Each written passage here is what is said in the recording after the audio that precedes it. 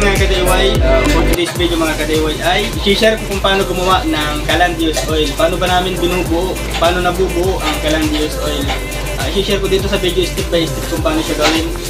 Pero bago tayo mag-start mga ka-DIY, kung di pa kayo nakaka-subscribe sa ating channel, please pati-subscribe at pati-pindot mo rin yung bell button na nandiyan sa baba para maging updated po kayo sa mga bago at susunod ko pa na i-upload na video. Start na tayo mga ka-DIY, let's go!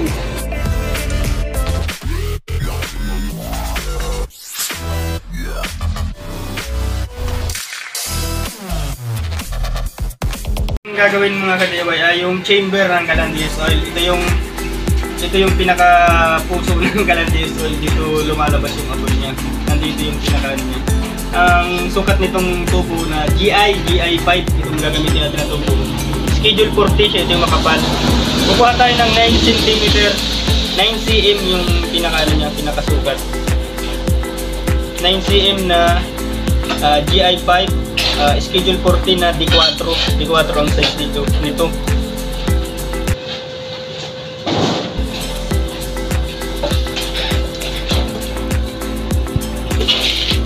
Yan, 9 cm yan mga ka-DIY, 9 cm.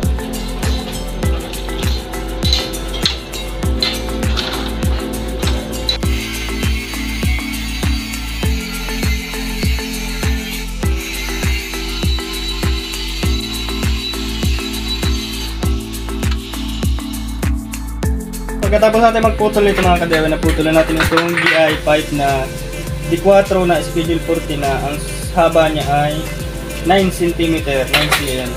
Ito naman yung susunod natin. Nabutasan ko na ito, di ko na napakita sa video para hindi humaba yung ating video. 3 mm yung kapal nito, 3 mm by 4. Pandito yan sa puwit, sa ilalim yung chamber. Tapos, ang gagamitin natin na elbow, 3/4 by 3. Ay, 3/4 by 3. Sorry. 3/4 by 1/2 by 3/4, 1/2 by 3/4. Dito natin siya ilalagay.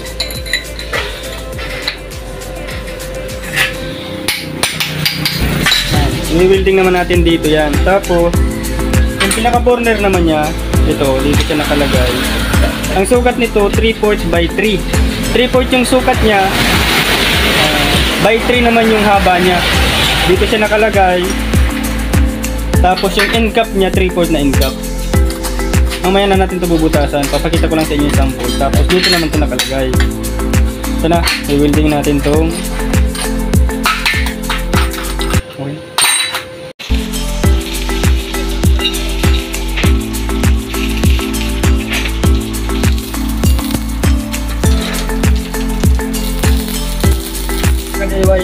Na full weld na natin itong pinagkakapitan ng nozzle or burner kung tawagin. Ang isusunod naman natin itong chamber, ito dito. Ang ginagawa ko nga pala, dalawang klase na chamber. Meron siyang with cord. Pwede naman yung walang cord katulad nito. Pero yung order na itong ginagawa natin, ang order nung may-ari with cord. Kaya bago natin i-welding dito, tuturuan ko muna kayong gumawa ng with cord. Ang sukat nga pala niyan, same size lang ng buka ng roller, ganyan siya. Tapos yung lapad niya, kasing lapad din ng sukat ng roller, ng metros pala. Ganyan siya.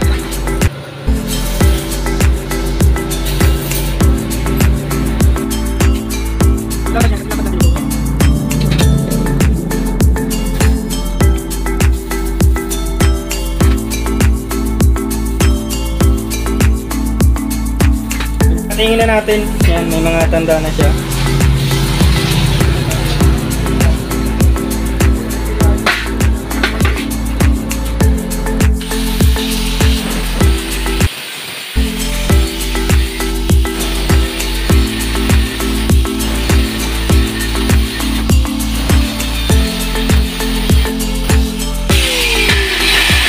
Tapos na natin.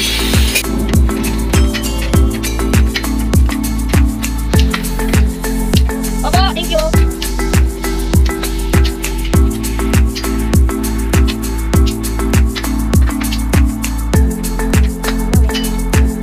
DIY na ano na natin ng vice grip. Ang gagamitin naman natin yung martilyo para mas gumanda siya.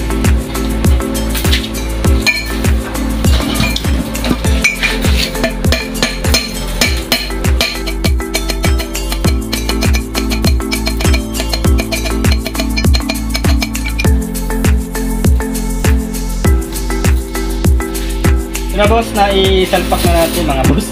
Ito na mga ka-DIY, i-welding na natin itong yung ganito niyan, nandito sa lalim. So, i-welding natin dito.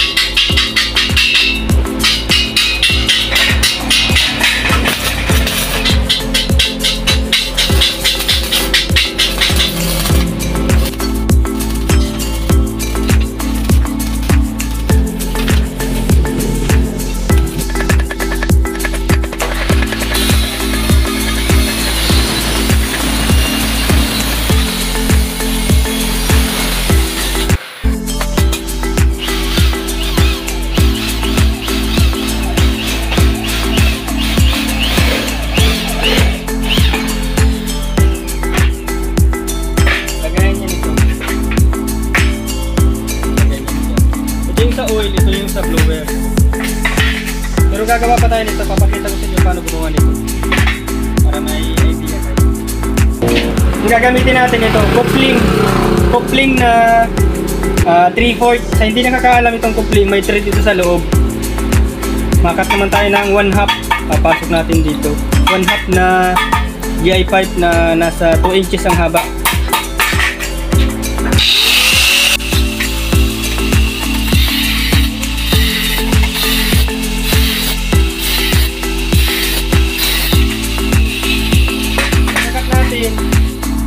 Papasok natin dito.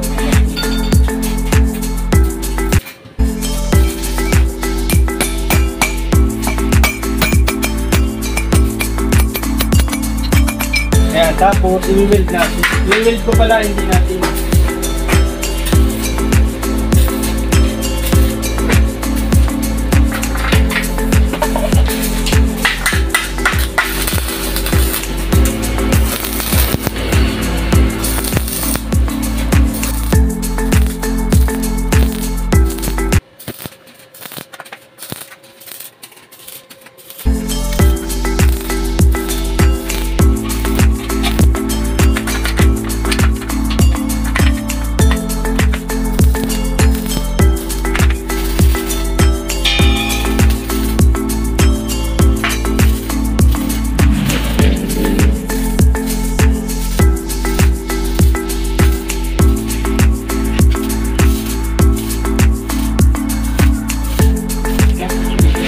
Pagkatapos natin i-weld to, kasi itong ginamit natin na isa ay may thread. Lalagyan naman natin itong thread.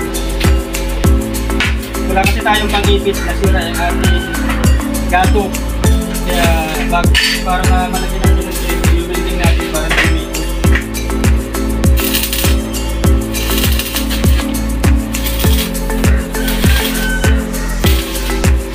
Okay, lalagyan na natin ng thread. Ito pala yung pang-thread natin. Dito sa 1/2 na GI pipe yung pan-thread. Sa mga gustong malaman yung link nito sa kung saan ko nabibili, ilalagay ko na lang sa comment section yung link ng binibili ko, kaya mag-PM kayo sa akin para malaman. Ito, nag-DIY lang pala ako ng ano nito, ng handle, kasi ang mahal ng handle nito, worth 700 yung handle lang. Kaya nag-DIY na lang tayo. Tipid pa.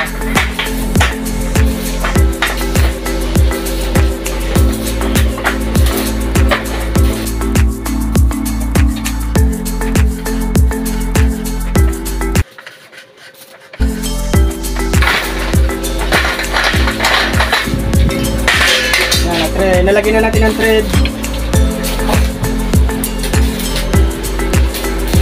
Lalagay naman natin itong coupling na winild natin kanina. Kaya ako ito ginagawa mga ka-DIY para natatanggal natin itong daanan ng oil, para in case na magkaroon ng carbon, pwede nating linisan.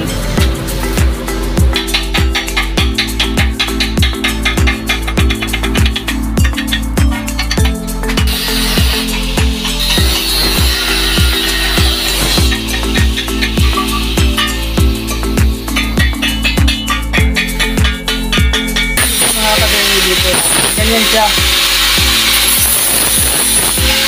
Ganito na ang kalalabasan yan.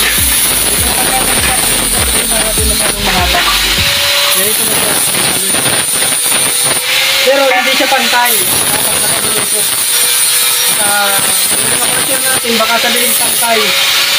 Nakapabulusok yan, nakaganyan yan. Para magkaroon siya ng stock na oil dito, magkaroon siya ng P-trap. Para yung oil, ay yung usok, saka yung apoy hindi lalabas dito. Nakapabulusok yan. Makabit natin. Ito naman mga kadewa yung ano, yung frame. Nakabuo na siya pero yan, ano tayo, shout out. Pagbuo ng frame ng Calandios Oil. Hindi ko na ipapakita step by step sa paggawa ng frame, madali lang naman to. Bibigay ko na lang sa inyo yung mga sukat. Ang sukat pala nito, 25 by 25 centimeter. 25 by 25 yan. Yung buka niya. Tapos ang taas, 20 centimeter. Yan yung ano niya, sukat niya. Para may idea kayo. Yan yung paggawa ng ano. Ang ginagawa naman niya dyan, yung patungan ng oil tank. Yung ganito. Ganito yan. Ang ginagamit din namin dito na oil tank, ano ito, tubular na 2x3. Yung standard size, yung makapal. Kayo nang bahala kung magdi-DIY kayo. Kayo nang bahala kung gaano kalaki o gaano kahaba yung ikakabit ninyo na oil tank. Ganyan siya.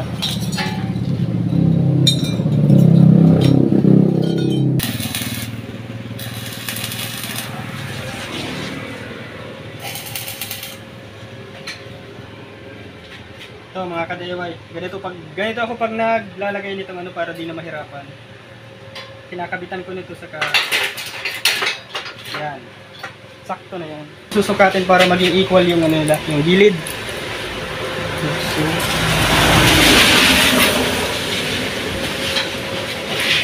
Yan, saka naman natin i-weld.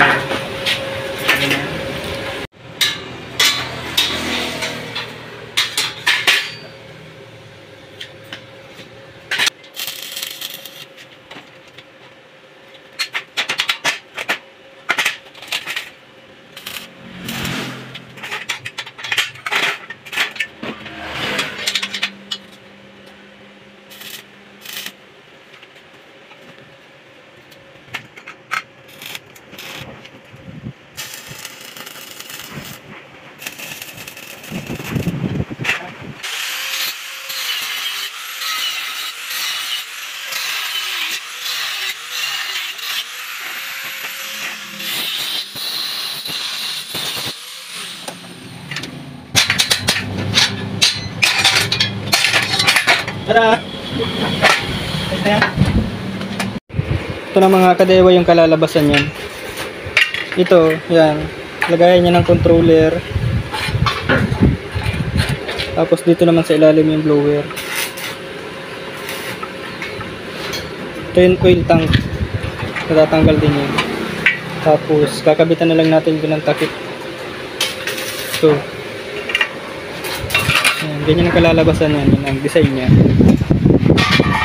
Tapos lalagyan pa natin dito ng bracing yung bakal na round bar paikot para mas tumibay.